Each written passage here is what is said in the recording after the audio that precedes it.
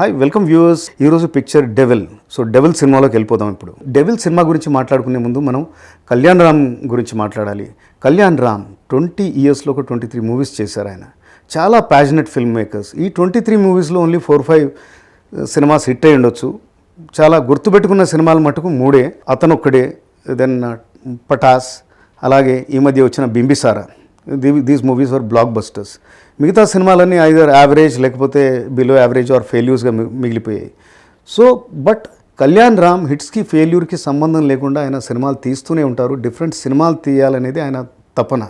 ఈ ప్రాసెస్లో అతను మనకు 2-3 మంచి super directors like Surender Reddy, Anil Ravipudi, Mallidi విశిష్ట ఇలాంటి డైరెక్టర్స్ను కూడా మనకి ఇంట్రడ్యూస్ చేశారు అతను.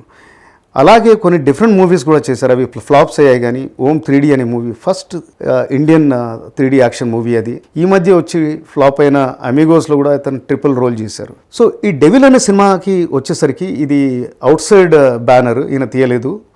అభిషేక్ పిక్చర్స్ పై అభిషేక్ నామా తీశారు ఈ పిక్చర్. బింబిసారా హిట్ అయ్యే తర్వాత వేరే ప్రొడక్షన్ హౌసెస్ కూడా కళ్యాణ్ రామ్పై ఆ విపరీతమైన నమ్మకం ఉంది. ఆయనలో ఒక వర్సటైల్ యాక్టర్ ఉన్నాడు, ఆయనలో ఒక స్టార్ పవర్ ఉంది. అతను తన వెరైటీ మూవీస్ తోటి ప్రేక్షకులను అందరినీ కూడా థియేటర్స్లోకి లాక్కు రాగలుగుతాడనే నమ్మకం ఈ ప్రొడ్యూసర్స్లో ఉంది. ఈ సినిమాని మనము ఒక investigative thriller or spy thriller కింద కేటగరైజ్ చేయొచ్చు. ఇది 1945 బ్యాక్డ్రాప్లో ఉంటుంది, అంటే పీరియడ్ బ్యాక్డ్రాప్. అట్లాగే దేశభక్తి అనే థీమ్ తోటి మిక్స్ అయి ఉంటుంది. 1945 ఆల్మోస్ట్ అంటే బ్రిటిషర్స్ బయటికి వెళ్ళే తరుణం. 1945లో సుభాష్ చంద్రబోస్ ఇండియన్ నేషనల్ ఆర్మీకి జనరల్ ఉంటాడు. అతను బ్రిటిషర్స్కి పంటలో రాయిలాగా తయారవుతాడు.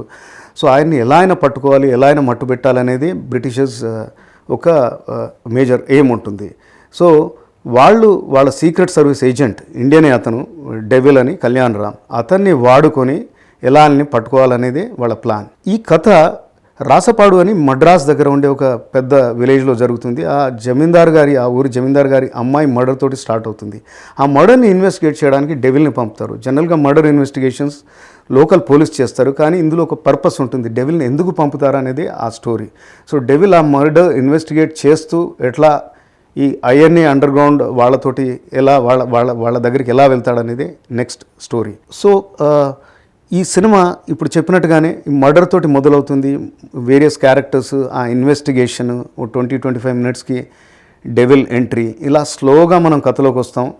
సో నెక్స్ట్ ఒక హాఫ్ అన్ అవర్ పాటు ఈ థ్రిల్లర్ ఇన్వెస్టిగేటివ్, అంటే ఈ క్వశ్చన్స్, ఈ పరిశోధన కాస్త ఇంట్రెస్టింగ్గానే ఉంటుంది. కొద్దిగా అప్పుడప్పుడు స్లోగా అనిపిస్తుంది. బట్ ఇంటర్వెల్కి ముందు ఒక 15 మినిట్స్ ముందు పేస్ అందుకుంటుంది ఈ పిక్చర్. మనం అప్పుడు మెయిన్ స్టోరీలోకి లాగబడతాం. ఇంటర్వెల్ తర్వాత సినిమా పేస్ బెటర్ అవుతుంది, చాలా ఎంగేజింగ్ అవుతుంది.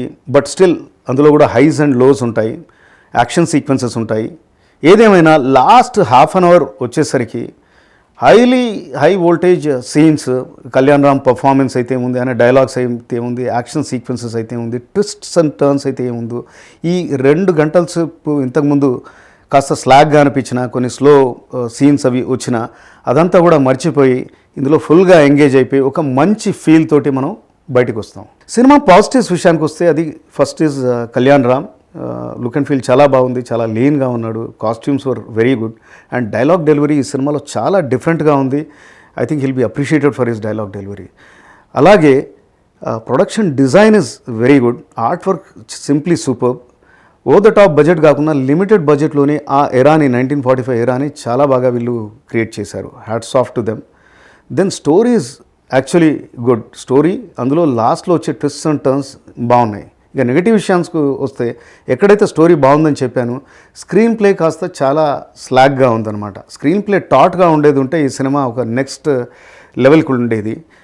అండ్ హై వోల్టేజ్ సీక్వెన్సెస్, ఇలాంటి సినిమాలు హై వోల్టేజ్ సీక్వెన్సెస్ని పెట్టే స్కోప్ చాలా ఉండింది. కనీసం ఒక 6 డజన్ సీక్వెన్సెస్ ఉండాలి, బట్ ఒక 2-3 ఉన్నాయి. ఇక్కడ ఇది ఒక మిస్డ్ ఆపర్చునిటీగా మనం చెప్పుకోవచ్చు.